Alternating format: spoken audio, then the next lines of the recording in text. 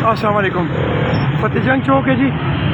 Traffic police के यहाँ मौजूदगी ना होने की वजह से ये रोड हर टाइम पे ब्लॉक होता है और यहाँ पर स्कूलों में जाने वाले लोगों का और ऑफिस में जाने वाले लोग जो हैं वो लेट होते हैं।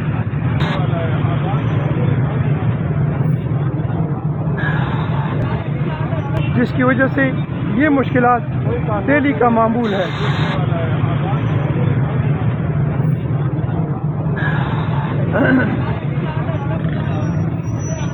ये सिचुएशन है जी फतेहजंग चौक अटक।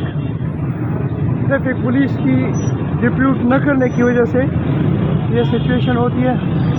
बड़ी गाड़ियाँ यहाँ पे मौजूद होती हैं जिसकी वजह से रोड ब्लॉक हो जाते हैं।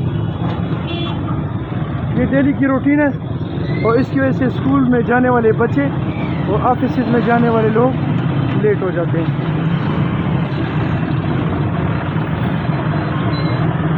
ट्रैफिक पुलिस को रिक्वेस्ट है कि आप लोग यहाँ पे अपने बंदे डिप्यूट करें ताकि ये जो डेली का मसला है ये हल हो सके। अस्सलाम वालेकुम।